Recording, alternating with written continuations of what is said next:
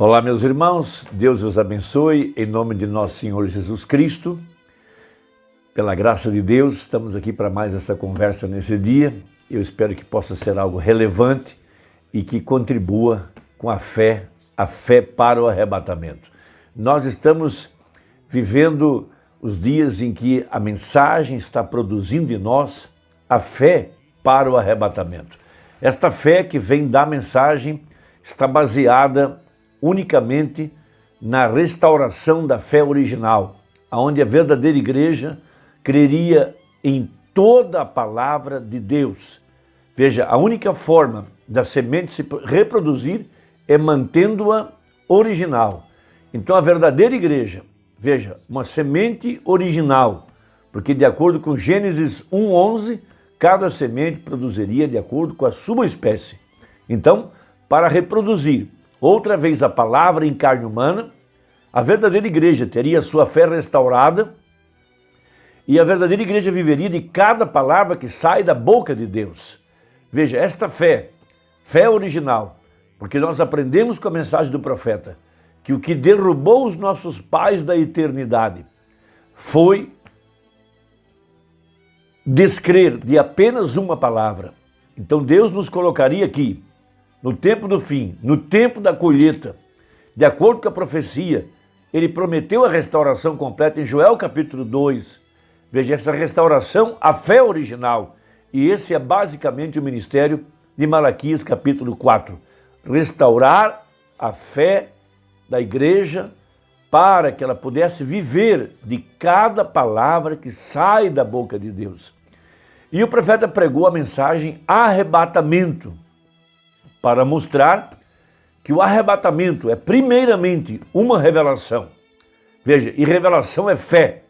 Fé para esta hora, fé para o arrebatamento. Então, a verdadeira igreja, ela estaria vivendo na atmosfera do arrebatamento, porque em ordem, para que haja mudança de corpos, primeiro tem que haver uma atmosfera propícia, em seguida a mudança de corpos, para em seguida, em ordem, haver a mudança de dimensões. A exemplo de uma galinha, quando choca os seus pintainhos, a primeira coisa, antes da mudança de corpos, veja, aquele ovo, naturalmente, com sua gema amarela, com sua clara transparente, com uma semente, um germe de vida dentro do ovo, veja, para que aquele corpo seja transformado em ordem, a galinha precisa criar calor, veja, mudar constantemente aquele ovo de posição, colocando calor sobre ele. Poderíamos até mesmo usar uma chocadeira elétrica com o mesmo processo. Veja, a atmosfera, o calor é o que produz a mudança de corpos. A mesma coisa está acontecendo com a igreja, para que ela possa estar em ordem para o arrebatamento. Veja, a igreja recebe a fé para o rapto, e esta fé, veja, vem da revelação do arrebatamento de acordo com a profecia. Então, a exemplo de João, em Apocalipse capítulo 4, vamos ler essa escritura, que ela é muito importante para entender isso. Veja, depois dessas coisas, então, depois que terminaram as eras da igreja, olhei e eis que estava uma porta aberta no céu e a primeira voz, que como de trombeta ouvira falar comigo, disse, sobe aqui e mostrar-te-ei as coisas que depois destas devem acontecer. Então, em ordem, João ouve uma trombeta, ouve uma santa convocação e ele sobe, veja, para entrar no mundo invisível, um tipo da verdadeira igreja. Veja, aqui no tempo do fim, depois que terminam as eras denominacionais, depois que passam os 7 sábados, uma santa convocação. Veja, de acordo com a profecia, uma igreja sendo convocada, veja, pela voz, pela trombeta, chamando ela a uma subida, chamando ela a um nível de fé, chamando-a à eternidade. Então essa santa convocação, veja, essa revelação é o que produz nela, veja, a fé, para que ela possa viver numa atmosfera de arrebatamento, como João estava. Veja, seu corpo estava primeiramente na ilha de Pátimos, veja, entre cobras, escorpiões e ladrões, mas em sua alma ele estava arrebatado. E foi revelado. Veja, a mesma coisa para a verdadeira igreja aqui no tempo do fim. Ela é chamada pela voz da trombeta. Os demais não vão ouvir, os demais não darão crédito. Até mesmo surgiriam escarnecedores para dizer que há muito tempo que se fala sobre arrebatamento, nossos pais há muitos anos falam sobre isso e tudo segue adiante do mesmo jeito. Essa classe de gente está cumprindo a Bíblia, escarnecedores. Veja, se Deus disse que haverá um arrebatamento, então há uma chamada para um povo: olhai para cima, porque a vossa redenção se aproxima. Veja, a exemplo de Israel lá no Egito, naquela noite, quando o anjo da morte desceria para trazer o julgamento sobre a terra. Veja, havia uma praga caindo, e eles então estavam com o sangue aplicado na porta em forma de uma cruz. Veja, lá dentro de casa eles estavam com a roupa vestida, com o sapato nos pés, com o cajado na mão. Veja, em clima, em atmosfera de quem estava indo embora no amanhecer. Há uma igreja agora mesmo, para a qual o mundo está morto. Veja, debaixo dessa grande angústia e aflição que o mundo está passando.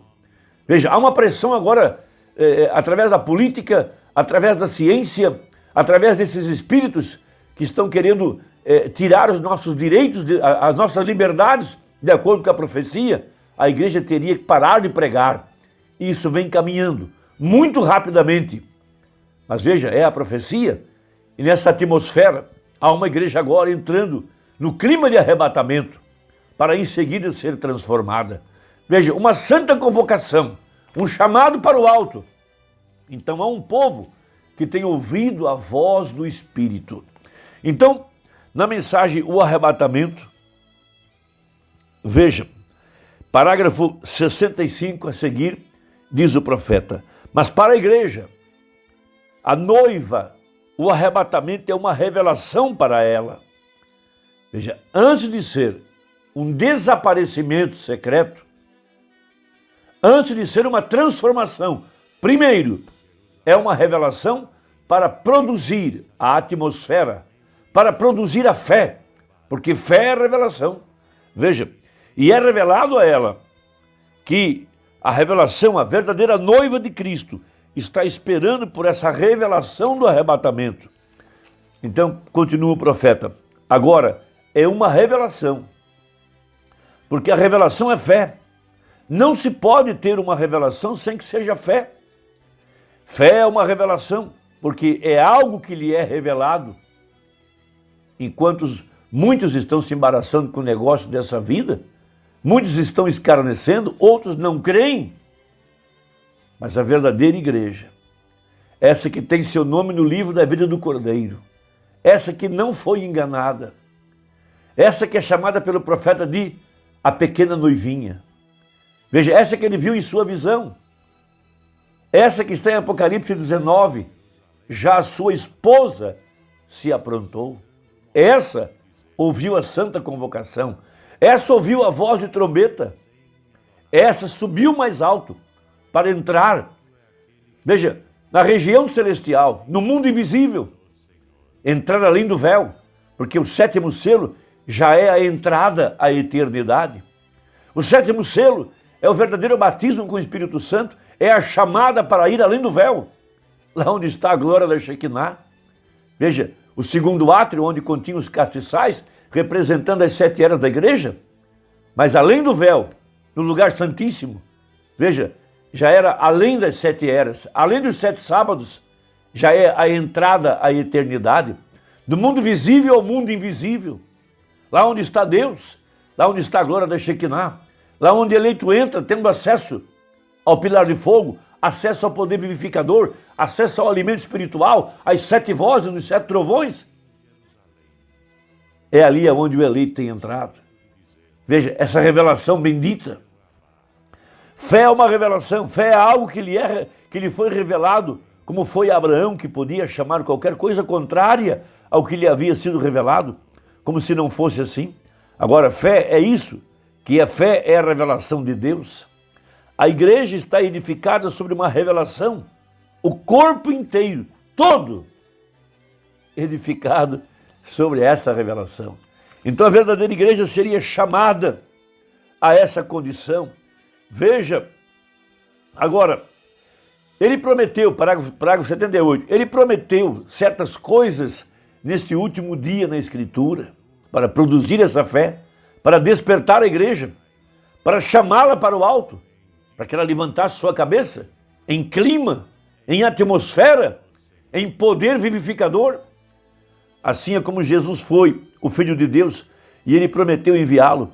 Quando ele esteve em seus dias aqui na terra e o povo não pôde crer nele, ele disse: examinais a Escritura, porque vós cuidais ter nelas a vida eterna, e são elas que de mim testificam. Se não faço as obras de meu Pai, então não me creiais. Porém, se não podeis crer em mim, crede nas obras que eu faço, porque elas testificam quem eu sou. A mesma coisa pôde dizer o profeta aqui, a respeito do seu ministério no tempo do fim. Quando ele revelou os misteriosos 7 trovões de Apocalipse, ele foi rejeitado pelo sistema organizado. Ele passou 3 anos em Tucson, sem que ninguém o chamasse. Ninguém queria mais ele em suas igrejas, porque não concordavam com a sua doutrina, não concordavam com a revelação da semente da serpente, com o batismo em nome de Jesus e outras escrituras. Ele podia dizer: se vocês não creem em mim, se não creem na minha doutrina, então creiam nas obras, na manifestação do ministério do Filho do Homem, no sinal messiânico. Veja, Cristo está ressuscitado e tem pago o preço. Mas eles não podiam crer nem na doutrina e nem nas obras. Por que razão? Porque Laodiceia está cega, miserável, pobre e nua, e não sabe. Eles não podem encontrar a porta. O evangelho que eles ouviram pelos pregadores denominacionais os cegou para não encontrarem a porta, a exemplo daqueles 2 anjos que pregaram lá em Sodoma e cegaram aquele povo para não encontrar a porta. Da mesma forma, o povo do tempo do fim, da era da Laodiceia, veja, não ouviu a voz e não pode encontrar a porta nessa santa convocação. João ouviu uma voz de trombeta e ele viu uma porta aberta no céu e ele pôde entrar por essa porta. João representa a verdadeira igreja. Cada eleito é chamado a entrar nesse mundo invisível, onde estão agora essas vozes, esses trovões, além do véu. Veja. Bem, então na era de Wesley, as obras que ele fez testificaram quem ele era. Na era de Lutero, na Reforma, ora, sem dúvida, isso testificou quem ele era. Nos dias dos pentecostais, o restaurar dos dons, a restauração dos dons, falar em línguas, expulsar demônios e os dons, ora, isso testificou. Não houve gracejo acerca disso. As pessoas disseram, quando isso surgiu, eu li os livros sobre a história do Pentecostes, disseram, não pode durar muito, isso se extinguirá. Mas diz o profeta, ainda está ardendo. Por quê? É porque nunca se apagará isto. Deus disse que estaria ali, é aquela porção da palavra, e não mais se poderia apagar isso. E então, quando a noiva estiver sendo chamada a sair, como se vai negar isso? É a revelação da manifestação da palavra feita verdade. E nós estamos vivendo nesse dia, louvado seja Deus, a revelação do mistério de si mesmo, do mistério de Jesus Cristo, o 7º selo, o selo da eternidade, o selo da redenção, o selo de possessão, tomando agora posse do verdadeiro eleito e em seguida posse da terra, amarrando Satanás por 1000 anos e a igreja saindo na lua de mel, no milênio, também chamado de a festa dos tabernáculos. Irmão, que Deus te abençoe, espero que ajude. Até a próxima conversa, se Deus quiser, em nome de Jesus. Amém.